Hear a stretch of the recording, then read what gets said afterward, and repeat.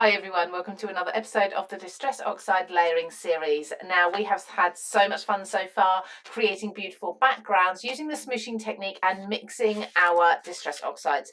Today is a little bit different because we are focusing on the colour black soot. That's because we're working alphabetically, so it's come up pretty quick. Now this is going to be interesting because of course it is a very dark colour. It is likely to override a lot of the other colours, so I've brought out my brightest other colours to test alongside and see what sort of results we get this time. So I am going to be jumping straight into smooshing this into two of our water cardstock panels and getting a base colour down. The black is in an oxide, it's kind of more of a charcoal rather than a black. If you were to use ink, you would have much deeper, darker black colours, but I'm going to be using the oxides throughout this series purely because I've got all 72 colours of the oxides. But if you have inks, by all means try them. I'd love to know what results you get. So initially I tend to go down first with a wash of colour, so almost covering the entire surface, and dry this off. And then you'll notice on the mat we've got lots of bubbles and pooling of colour, and I'm going to pick those up in a moment. That's going to create more depth and texture with lots of speckles in there. So as you can see, this is a charcoal grey. It's not a black. Now, if you were to ink blend this onto your cardstock, you would get a much darker result. But of course, we are mixing this with water. So picking this up again, you can see there, because we've got less liquid on the mat now, we're getting more texture added in. And I'm going to do this twice. So I'm going to dry this off and then do exactly the same thing. Now the watercolour cardstock that I'm using is linked in the description below, and there's also a link to Distress Oxides too if you're in the UK or the US. Now with the watercolour cardstock you can use any brand, but the one I've chosen is a large pad. I do cut my strips down to size from the large pieces of cardstock, but you get a lot out of it, and I think it absorbs the water absolutely beautifully. Now, in all the videos that we've done so far leading up to this one and all the future ones, I do the base colour, the focal colour that we're using as a base on two of the panels and put other colours over the top. And then on the third panel, I put other colours down, and then I use the focal colour as the top one, just so you can see a bit of a difference. I tend to mix usually more than two, so three colours in the third panel, but today I'm actually going to be mixing two into one of these also. Now I've noticed this one is quite a bit darker than this one, so I'm going to pick up any excess with this one just to try and even them out a little bit and get as fair result or comparison as possible. So you can see there we're just getting some darker colour come down now just by picking up this excess.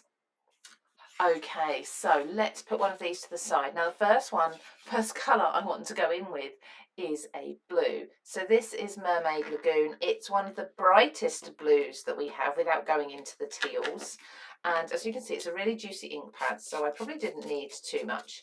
And I'm going to put this directly over the black and see what sort of colours we get. Now this is going to, of course, make that blue much deeper, darker, but oxides do have pigment in them, so they should hold their own to a point where they're not mixing and combining. They should hold a fair bit of their own colour where the pigment sits on top. Now with this we can see that we've got the black and the greys coming through. And with this second layer, I will start focusing on those areas that didn't get any colour last time. So this corner, I feel like I need to add a little more water to this, just a touch, to be able to get into some of those areas.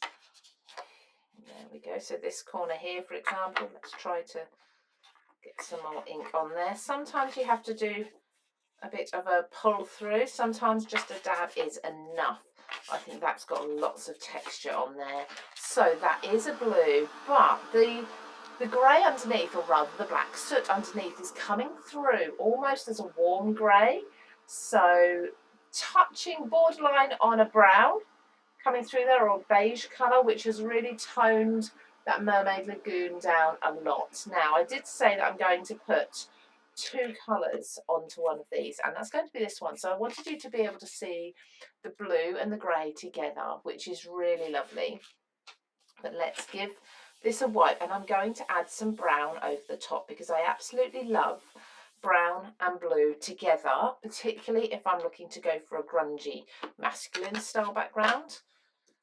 So a small spritz of water there, and again let's push that in, and this has really lightened this up. Now I've gone with brushed corduroy, and it is quite a yellow brown actually, so I'm suspecting some of this will go. I can see I've got green coming through on the mat, and I've definitely got green coming through here. I'm not going to do another layer of this because otherwise we start to risk losing the black underneath, but it's definitely helped to keep those brighter colours, the Mermaid Lagoon and the brushed corduroy, dull if that's what you want, so more grungy, deeper shades rather than the bright shades.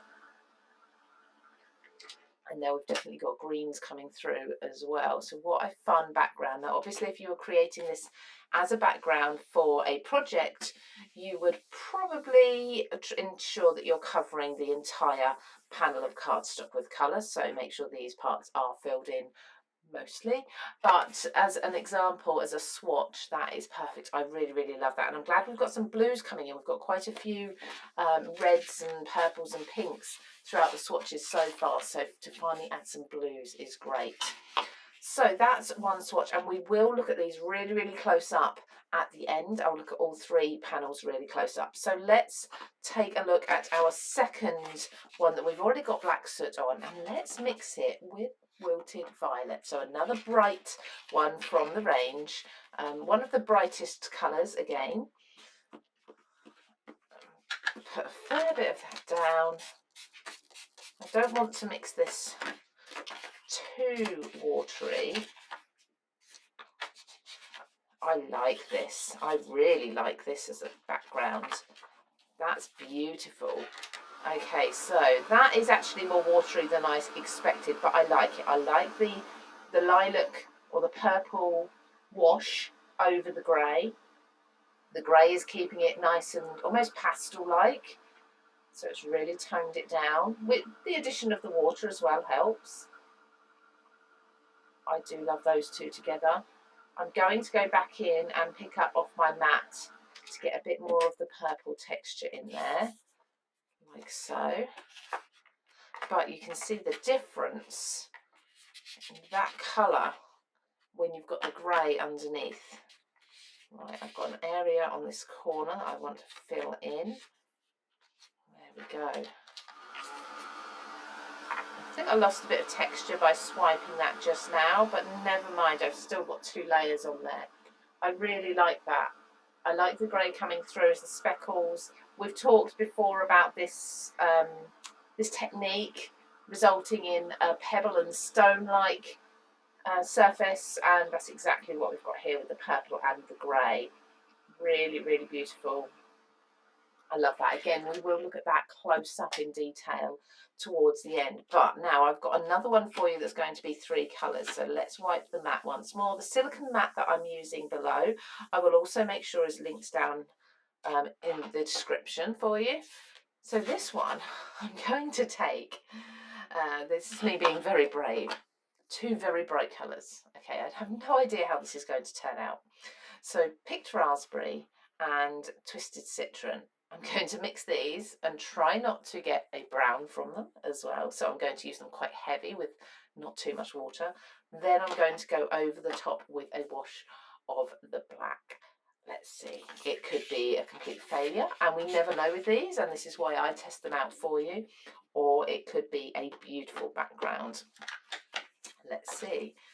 So, like I say, not too much water on these, purely because I've actually got quite a bit there, but we'll make sure this is fully dry.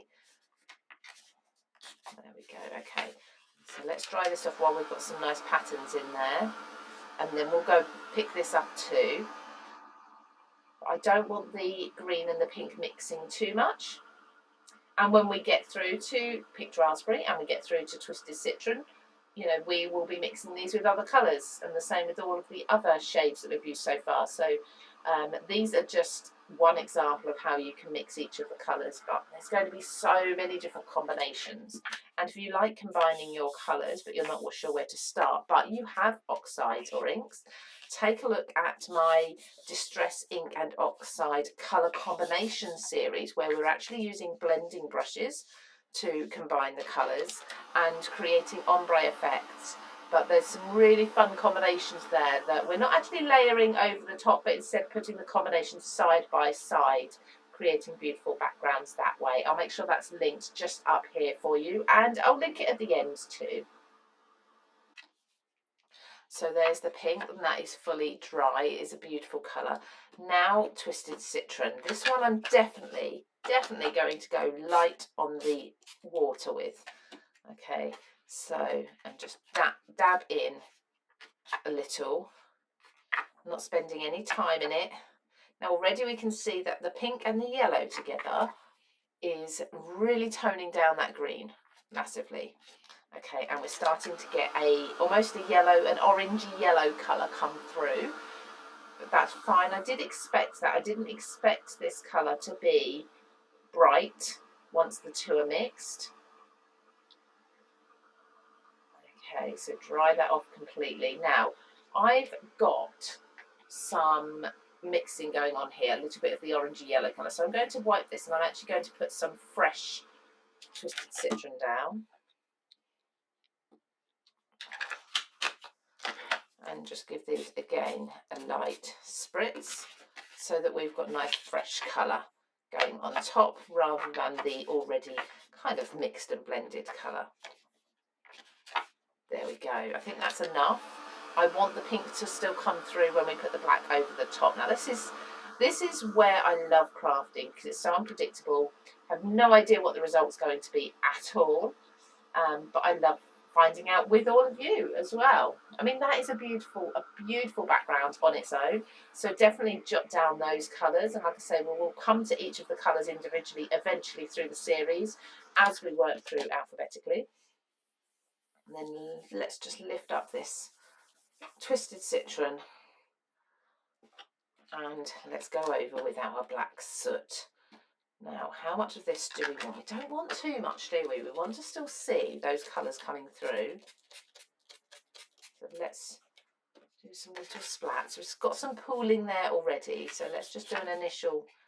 Oh, that's really warmed the black up. It's really quite dark, isn't it? Didn't put too much water down. Let's dry this off. And then, so that has now lightened up a little. It's kind of mixing. There's a green coming through. Now with this, I'm going to give it a bit more water.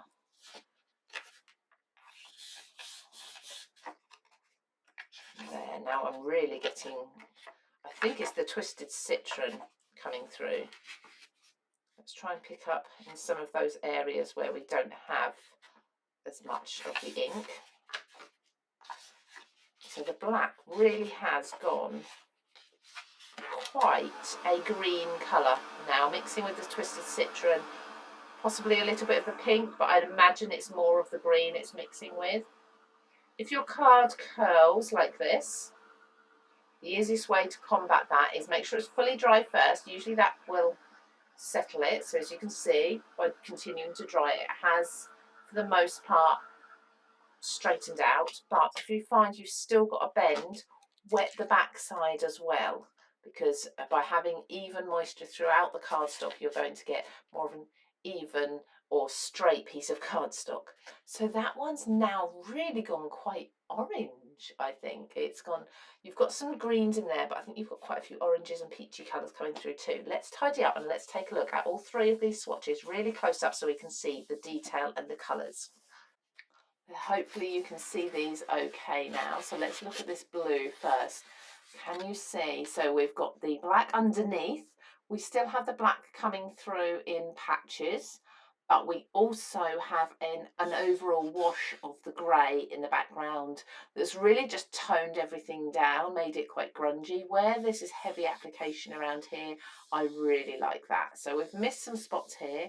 That's fine for a swatch. You can play around with the pressure, how much ink you use, and find out what background you like with the results. But then you've got the browns coming through, the yellows, giving them, there's some greens coming through too. Really, really love that. So that was Brushed Corduroy and Mermaid Lagoon on top of Black Soot. Then we've just simply got Black Soot with Wilted Violet again. We've got lots of texture in there, and it's really toned down that purple. So bringing it from a very, very bright purple to a much, much paler one with the grey. And I do love the texture, but it's more subtle in there. And then this is that last one we did. Very different. I'm not so sure about that one. I'm not sure if I love it or not, but I like to see the combination of the colours, how they work together. It's really interesting that actually the black didn't really pick up much on the pink, but it picked up quite a bit, I think, on the green, and more so made the green, the Twisted Citron, go quite brown in colour. And a darker green, and we've got some oranges, which I guess is where that picked raspberry is coming through, but a very, again, very, very different and unique looks for your background. So I'm going to be adding these, all three of them, to my swatch book along with all the others that we've done so far. And as I say, a couple of times a week, I will be putting out a new video working through each of these colours alphabetically. And we are going to be creating, it's going to be something like 200 and something different background swatches by the time we get through each of the 72 colours. So make sure you are subscribed and following the playlist so that you don't miss any of the colours. And I hope to see you again in a few days' time for another video. Take care, everybody. I'll see you soon.